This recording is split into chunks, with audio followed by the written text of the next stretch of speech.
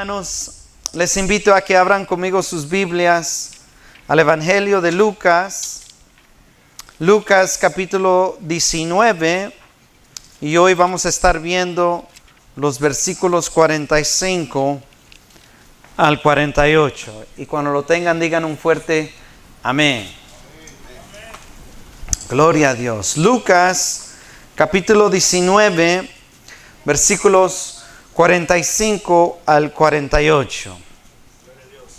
Y dice así, mis hermanos, la palabra en el nombre del Padre, del Hijo y el Espíritu Santo. Dice: y entrando Jesús en el templo, comenzó a echar fuera a todos los que vendían y compraban en él, diciéndoles: escrito está, mi casa es casa de oración, mas vosotros la habéis hecho cueva de ladrones.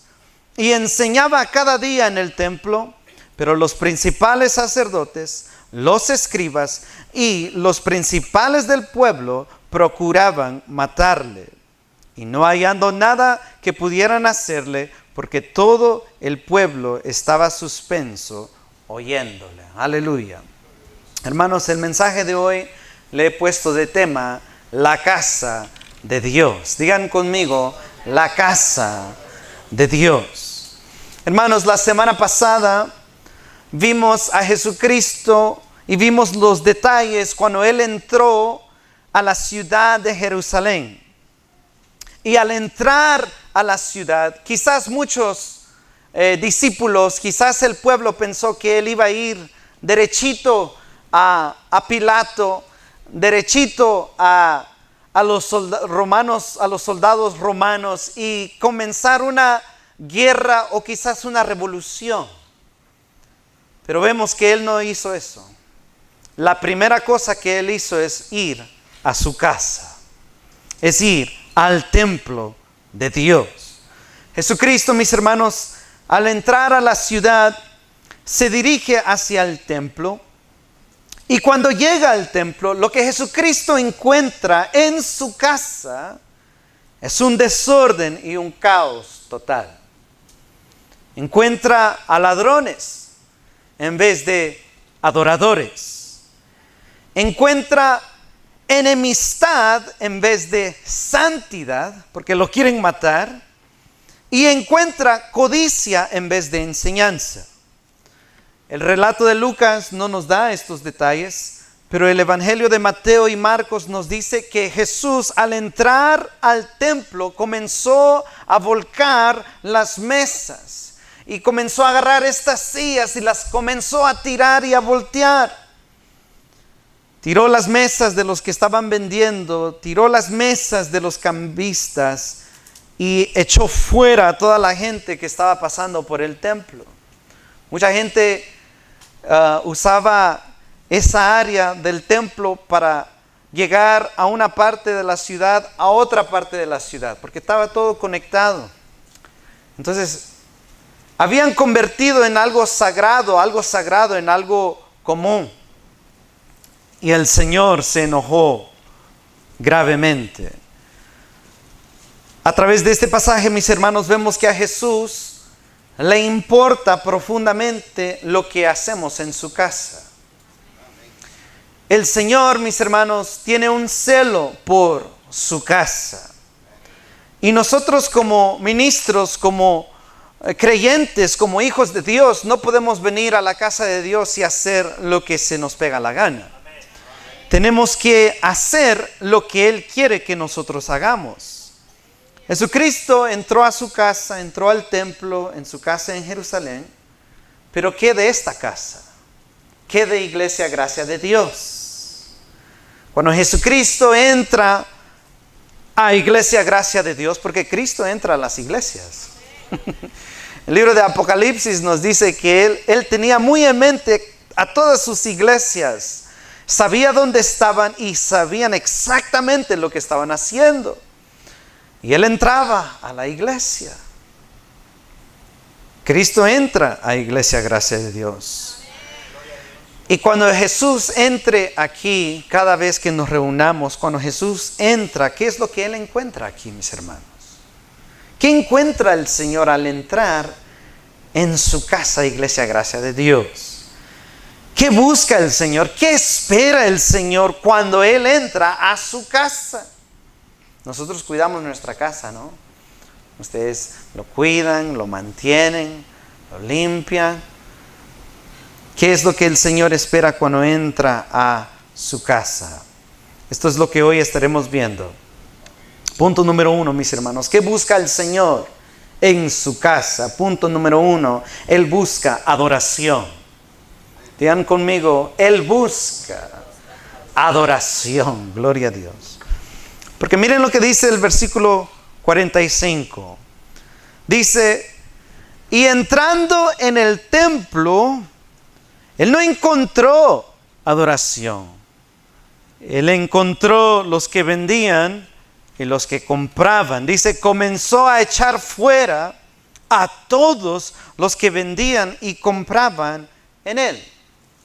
Hermanos, para entender lo que está pasando en este evento, en este momento, tenemos que ver qué es lo que estaban vendiendo, por qué lo estaban vendiendo y por qué la gente estaba comprando. Si no, no lo vamos a entender, por qué Jesús se enojó tanto. Recordemos, hermanos, que esta no era la primera vez que Jesucristo sacó a los que vendían y estaban robando en el templo. Jesucristo hizo esto en el principio de su ministerio. En Juan capítulo 2 es el único de los evangelios que registra esto, que Jesús al comenzar su ministerio entra al templo y con un cordón comienza a sacar a todo mundo de allí. Lo hizo 2 veces, uno al principio de su ministerio y uno, como vemos ahora, en la última semana de su vida aquí en la tierra. ¿Y por qué razón lo hizo? Ambas veces lo hizo por la misma razón. Y quiero que vayamos a Juan capítulo 2, versículo 13, porque ahí nos dice qué es lo que estaba sucediendo. Juan capítulo 2, versículos 13 al 17. ¿Quién vive? Cristo. Aleluya. Señor es bueno. Juan capítulo 2, 13 al 17, leámoslo. Dice, estaba cerca ¿la qué? La Pascua. Y en Lucas también era el tiempo de la Pascua. Estaba cerca la Pascua de los judíos y subió Jesús a Jerusalén y halló en el templo a los que vendían. ¿Qué estaban vendiendo? Bueyes, ovejas y palomas, y habían cambistas intercambiando monedas ahí sentados. Y haciendo un azote de cuerdas, echó fuera del templo a todos y a las ovejas y los bueyes, y esparció las monedas de los cambistas y volcó las mesas. Y dijo a los que vendían palomas, quitad de aquí esto y no hagáis de la casa de mi padre casa de mercado. Entonces se acordaron sus discípulos que está escrito, el celo de tu casa me consume. Entonces aquí vemos lo que estaban vendiendo.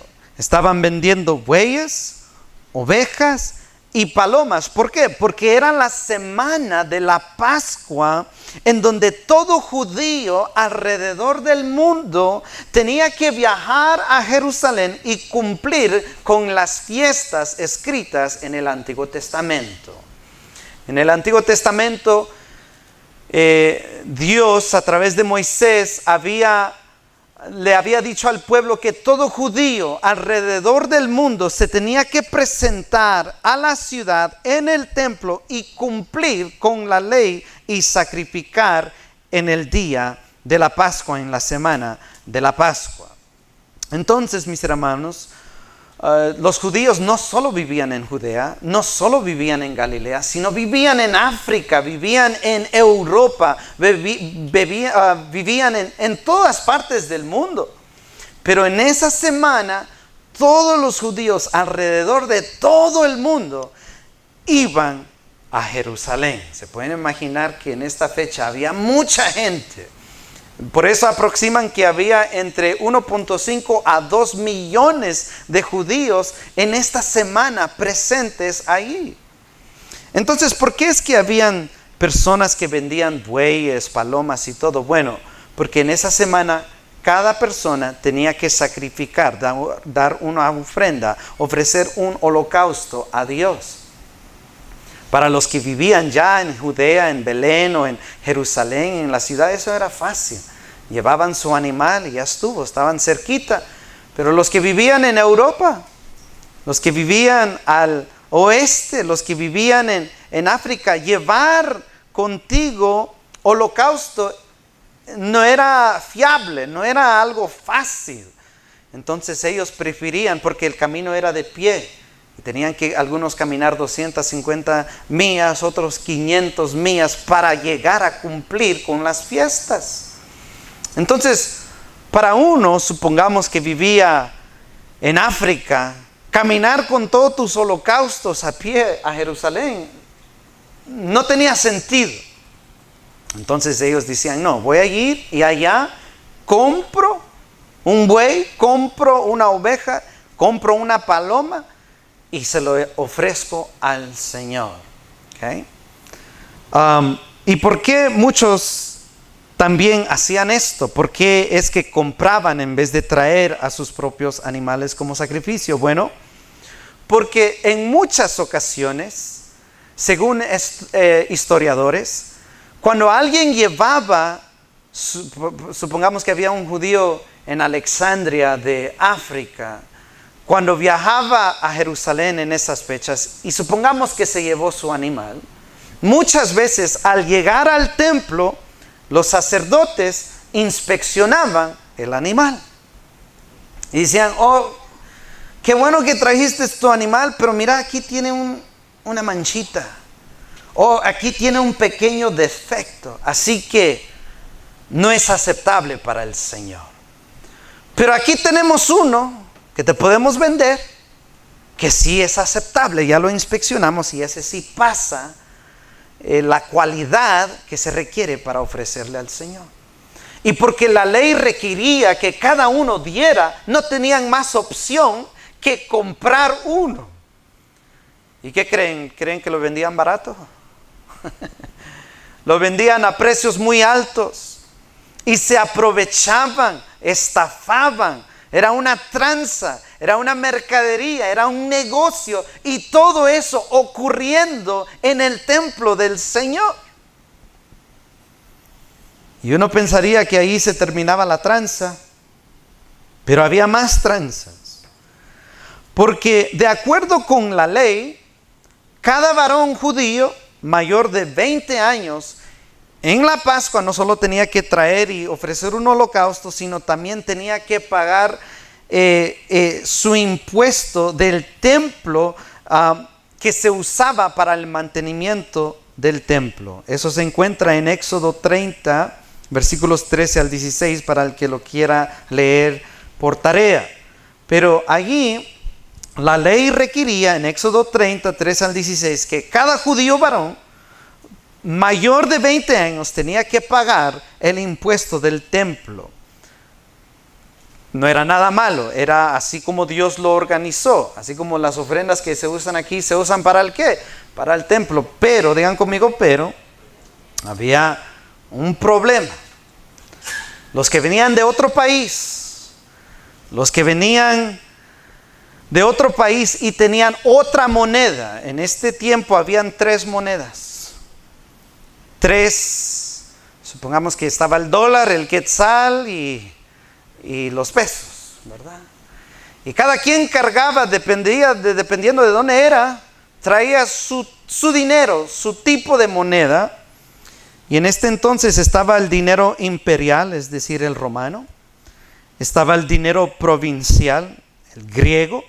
Y estaba el dinero de los judíos, el dinero local, el dinero o la moneda judía. Y los judíos, los sacerdotes, solo aceptaban en el templo la moneda judía. Entonces el que viajaba y tenía el dinero romano, o el que viajaba y tenía el dinero griego, cuando le tocaba pagar su impuesto, el sacerdote dice, no aceptamos esa moneda, porque tiene el rostro de César, tiene los ídolos de los griegos, no lo aceptamos, lo tienes que cambiar. Y ahí estaban los cambistas listos para intercambiar tu dinero. Me recuerdo cuando fui a la misión en Perú, llevaba dólares, yo pensé que lo iban a aceptar, me dijeron no, tienes que ir a uno de estos cambiadores, y ahí me cambiaban el dinero y me dieron los soles para poder comprar. Bueno, lo que sucedió, ¿qué creen que ellos hacían? ¿Daban el cambio justo o el cambio que era justo en ese tiempo? No, comenzaron a aumentar. Y así ellos estaban haciendo ricos, estaban robando a la gente. Y la gente no tenía opción porque tenían que pagar el impuesto en moneda judía. Si no, no lo aceptaban. Entonces ellos se aprovechaban de la palabra para sacarle el dinero a la gente. Estaba tremendo, ¿no? Y el Señor todo esto lo ve. El Señor sabía lo que estaba pasando. Hermanos, ellos habían convertido algo sagrado, la Pascua, la palabra, la ley, habían convertido algo sagrado en una máquina que hacía mucho dinero. Porque habían aproximadamente 1.5 a 2 millones de judíos que viajaban en esa semana y habían tantas transacciones. ¿Y saben quién agarraba la mayoría de este dinero? Ananías y Caifás, los que eran los sacerdotes encargados de ese tiempo. Se hacían muy ricos. Se hacían muy ricos. Por eso se enojaron cuando Cristo vino y sacó todo eso. Se enojaron porque les estaba afectando el bolsillo. Estaba tremendo la cosa, ¿no? Lo que tenía que ser una adoración se convirtió en un yugo pesado y en un viaje muy costoso para mucha gente. En vez del sonido de adoración y oraciones en el templo, en una semana muy sagrada en donde todos deberían estar alabando y orando, meditando en lo que Dios había hecho en Egipto y ofrecer su holocausto con un corazón de arrepentimiento y fe, se había convertido en el sonido de animales por doquiera, por todos los lados, y el sonido de bolsas llenas de monedas en los sacerdotes y en los cambistas y en los vendedores. Y Jesucristo se enfureció. Jesucristo se enfureció. Y lamentablemente vemos que frecuentemente eso pasa en nuestros tiempos hoy en día. Mucha gente, muchas iglesias, muchos falsos ministros, muchos falsos pastores usan lo sagrado como mercadería y para sacarle y estafarle y robarle a la gente. Hoy en día hay ministros que hacen eso, que según usan la palabra, pero le están robando a la gente. Muchos de ellos tienen canales en la tele, ponen su número. Hey, recibe tu bendición hoy. Llama a este número, da $100 y el Señor hoy te va a bendecir. ¿Y cuánta gente cree que llama? Los que no saben la palabra. Muchísima gente llama. Okay. O en las iglesias, si quieres una bendición de Dios, si quieres el favor de Dios, siembra en esta noche $1,000 y vamos a orar por ti y recibirás tu milagro. ¿Ven qué tan fácil es hacerlo? Yo lo hice ahorita. Okay. Y la gente insensata, la gente que no lee la palabra, o la gente que ha crecido bajo esta enseñanza por mucho tiempo, porque Cristo mismo dijo que tú serás como tu maestro, han creído estas cosas y en fe lo hacen y caen en la red de estos falsos ministros. Miren lo que dice 2 Corintios 2:17. Jesucristo está enfurecido con todo ministerio, con todo ministro que hace tales cosas. 2 Corintios 2:17. Miren lo que dijo Pablo. Pues no somos como muchos que medran, que prosperan, que aumentan, falsificando la palabra de Dios, sino que con sinceridad, como de parte de Dios y delante de Dios hablamos en Cristo. Por eso tenemos que poner mucha atención a lo que alguien está diciendo, porque pueden estar falsificando la palabra de Dios. Pero cuando nosotros predicamos, cuando tú predicas, predica con sinceridad, como de parte de Dios, y pronuncia el nombre de Cristo. Eso es lo que Cristo quiere. Miren lo que dice segunda de Pedro, la segunda epístola de Pedro, capítulo 2, 15 al 16.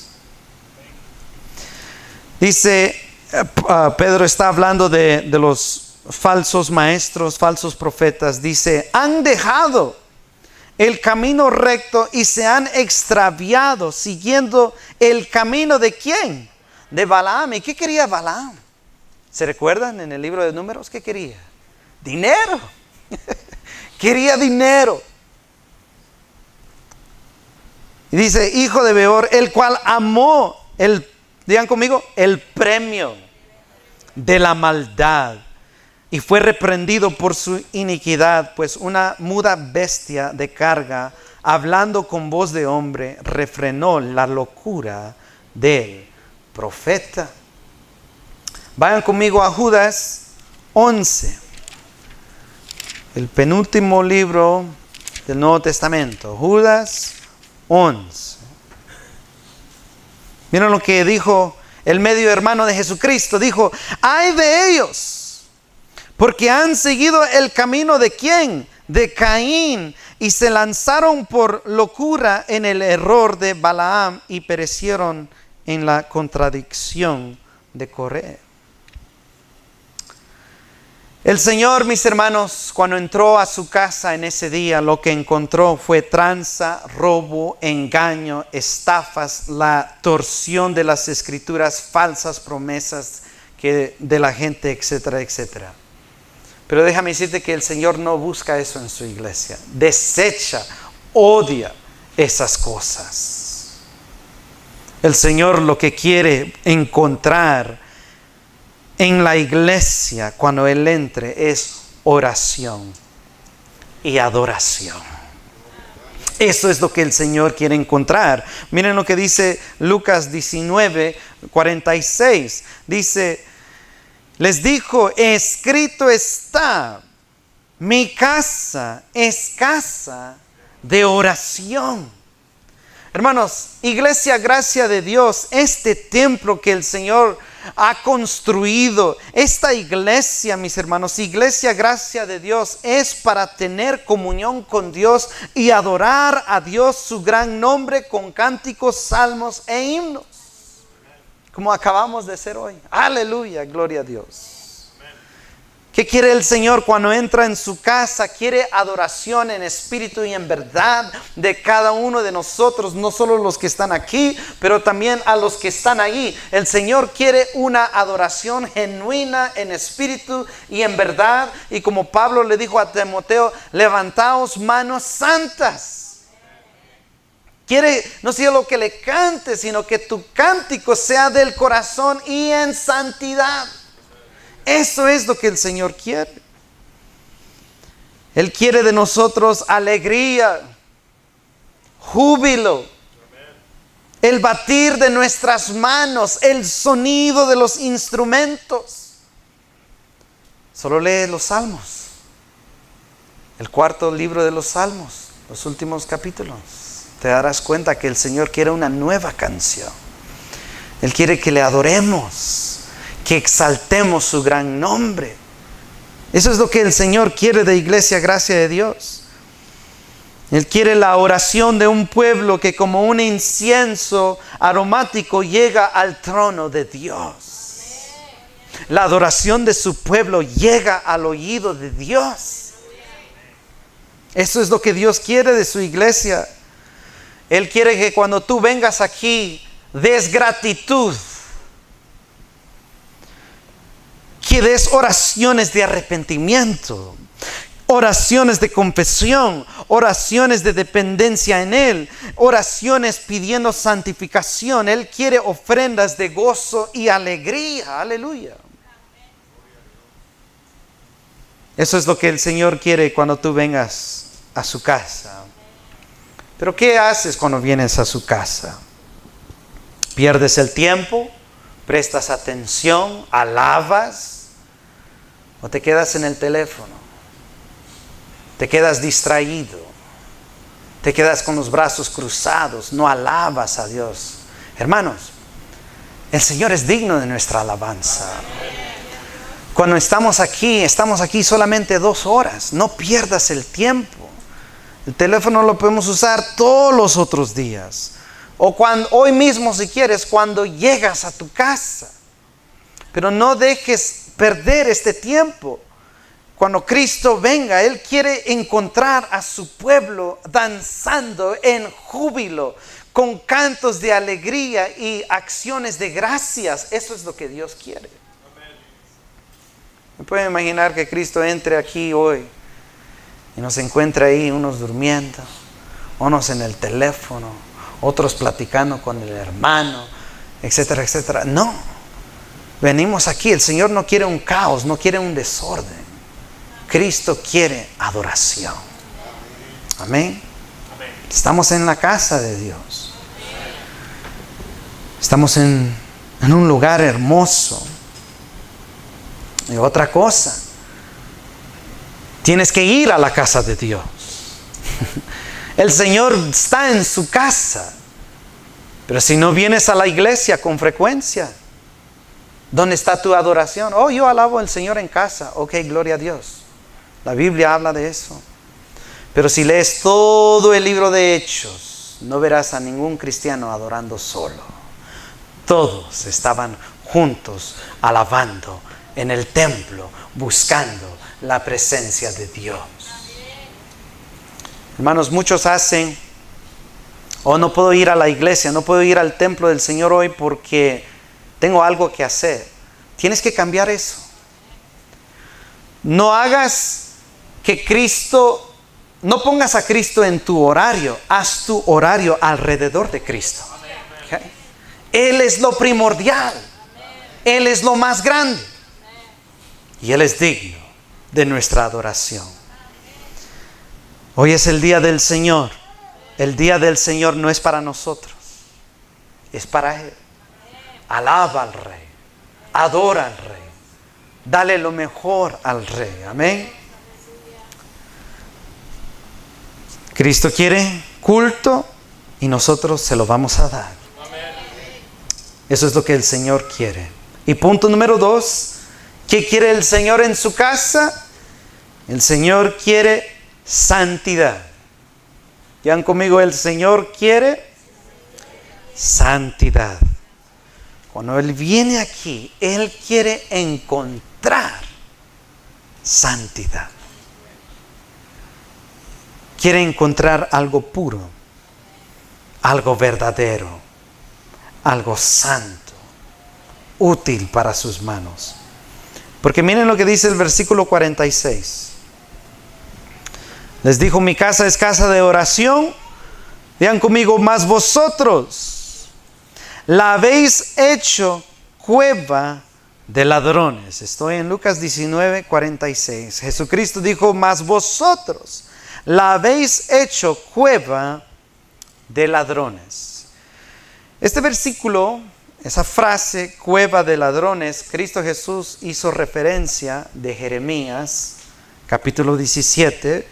Y es importante ver esta frase en su contexto para entender qué es lo que Cristo se refiere a decir cueva de ladrones. Vayan conmigo a Jeremías capítulo 7. Jeremías capítulo 7, y veamos esta referencia que Cristo hace de Jeremías, veámoslo en su contexto total, para que veamos y entendamos lo que Cristo quiere de nosotros, la cual es santidad. Jeremías 7, 1 al 15, ¿lo tienen? Dice, palabra de Jehová que vino a Jeremías diciendo, ponte a la puerta de la ¿qué?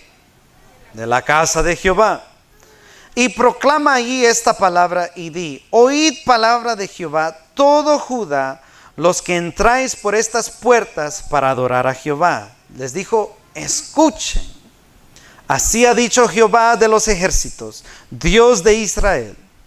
Les dice, mejorad vuestros caminos, mejora tus caminos y tus obras, y os haré morar en este lugar. No fiéis en palabras de mentira, diciendo, templo de Jehová, templo de Jehová, templo de Jehová es este.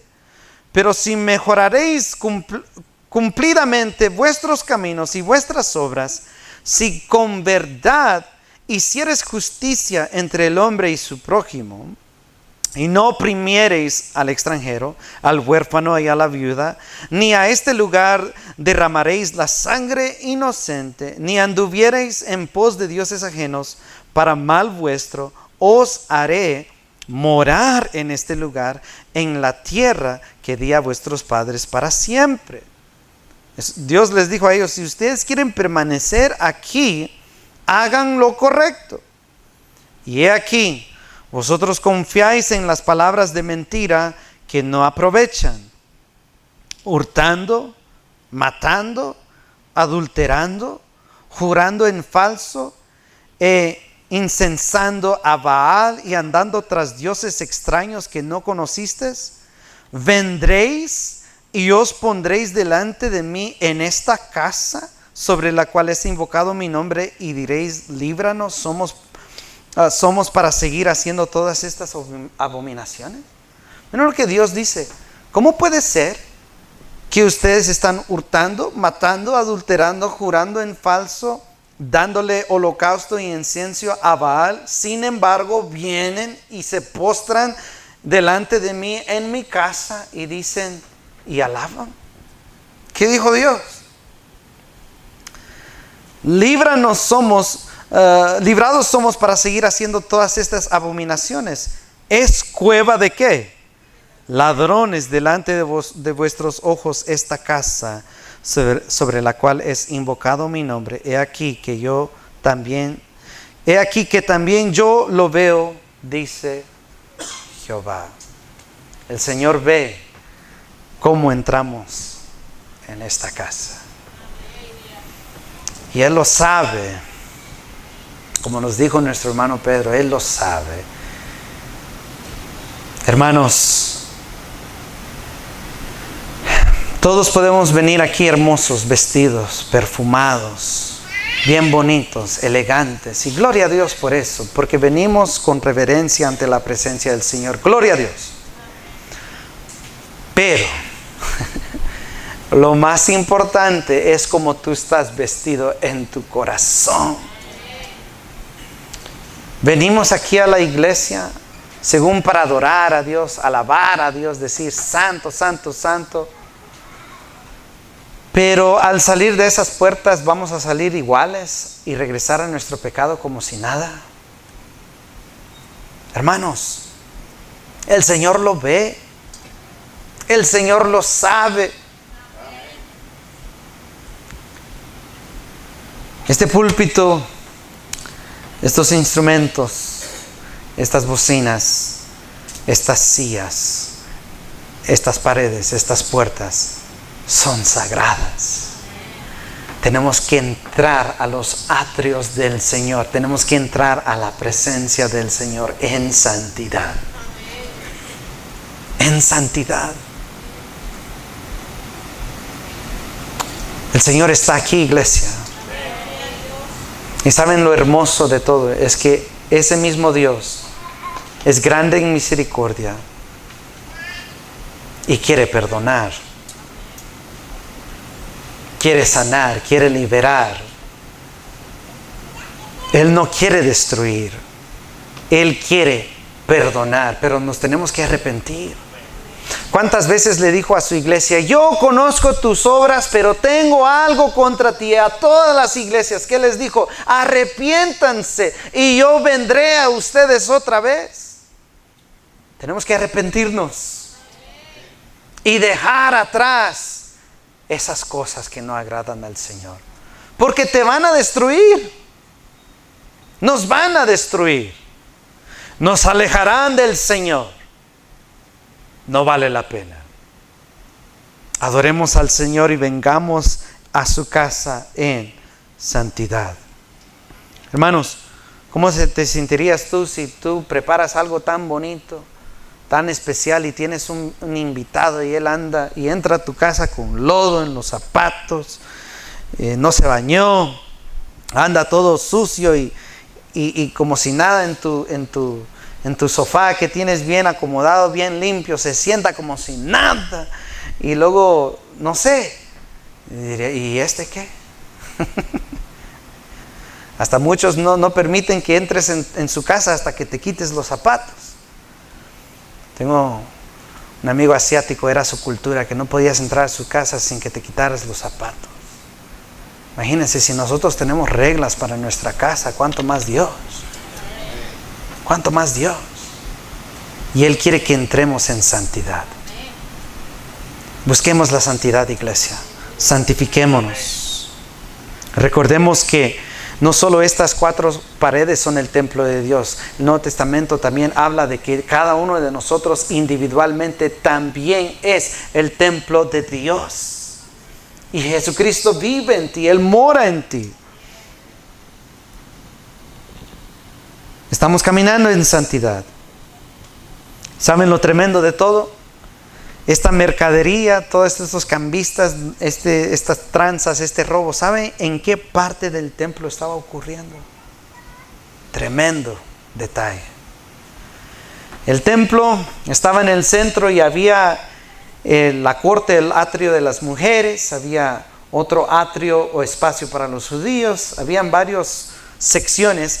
Y en donde estaba ocurriendo toda esta mercadería era el atrio o el área de los gentiles. Dios había preparado una sección para los gentiles que querían adorar a Dios. Y ahí los judíos comenzaron a hacer todas estas tranzas y estafas. En el lugar donde los gentiles tenían que estar, en donde los gentiles iban a ver, en donde los gentiles podían adorar. ¿Ustedes creen que los judíos estaban representando dignamente la santidad de Dios? ¿Qué dijeron los gentiles cuando entraron a adorar ahí?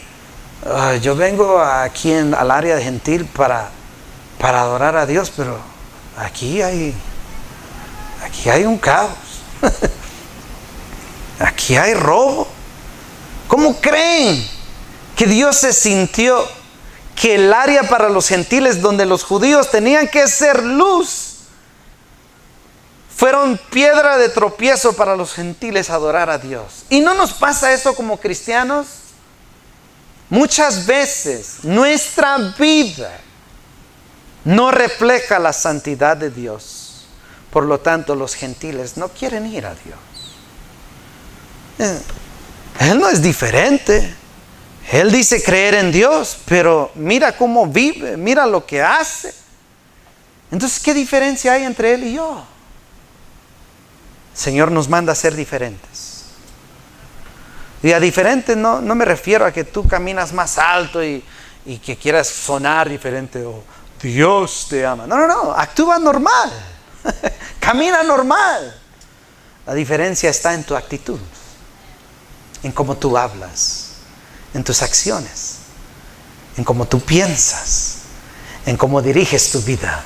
Ahí está la diferencia. No tienes que andar todo raro ahí como los eseos que se iban a una montaña tipo monje. No, camina tranquilo, pero tú ahora eres sal y luz. Que los gentiles, cuando te vean a ti, que ellos adoren al Señor. Y punto número 3. ¿Qué quiere ver el Señor en su casa? Quiere ver adoración, no estafas. Quiere ver santidad, no pecado.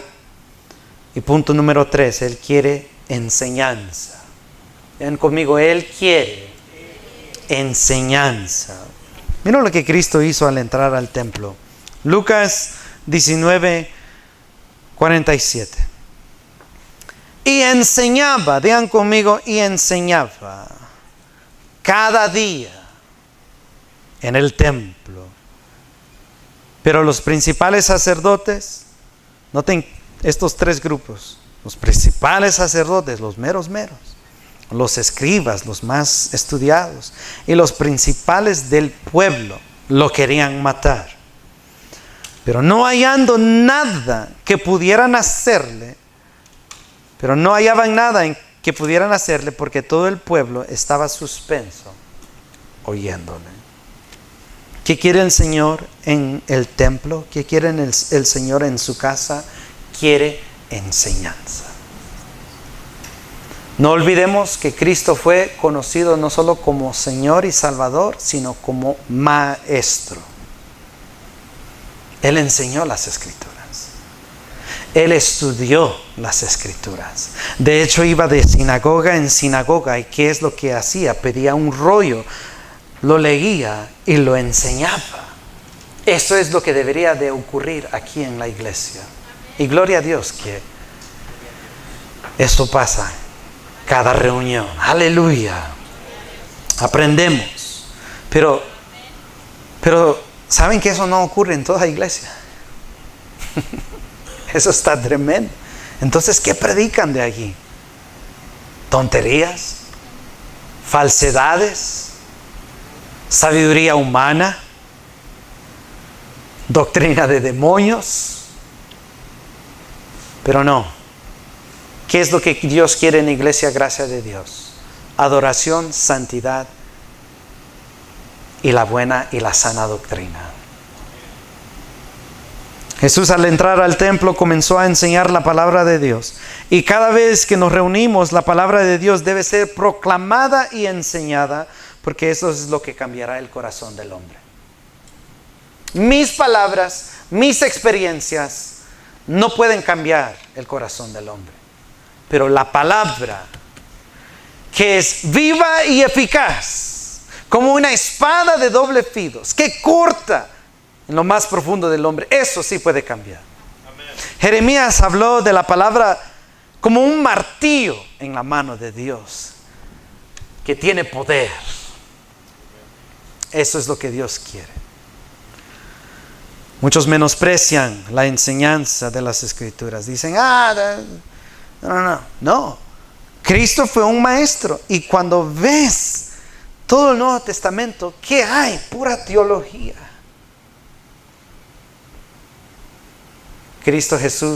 Pablo le dijo a Timoteo, guarda y cuida tu doctrina y tu vida. Ambas son importantes.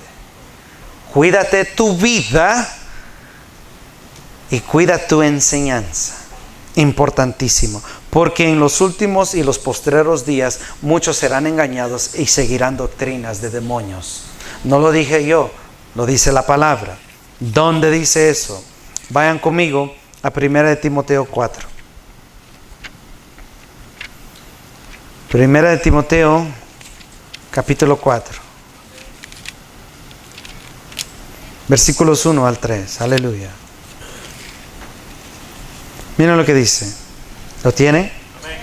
Pero el Espíritu dice claramente que en los postreros tiempos algunos apostatarán de la fe, escuchando a espíritus engañadores y a doctrinas de demonios, por la hipocresía de mentirosos que, teniendo cauterizada la conciencia, prohibirán casarse. Noten que en ese tiempo había maestros prohibiendo que se casaran, que se abstenieran de alimentos que Dios había creado. De hecho, muchas sectas hoy en día prohíben ciertas comidas y dice que Dios creó para que con acción de gracias participen de ellos los creyentes y los que han conocido la verdad.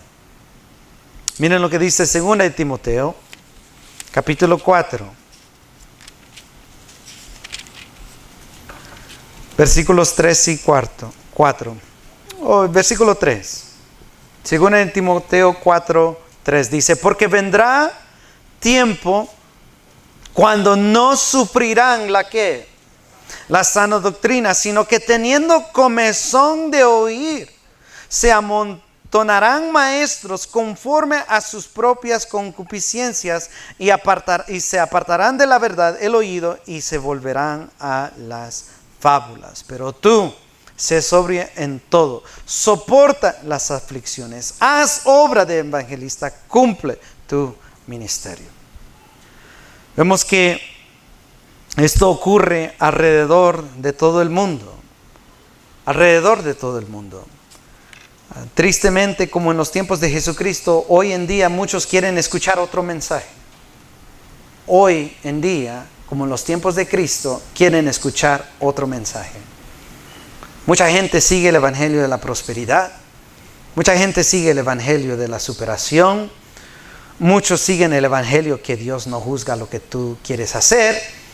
Otros predican el evangelio del orgullo o del pride. Hay muchos pastores saliendo del closet hoy en día y con una bandera y una cruz del arco iris, haciendo barbaridades, tonterías desde el púlpito. Está tremendo la cosa. ¿Y cuánta gente sigue esto? ¿Cuánta gente sigue esto, mis hermanos?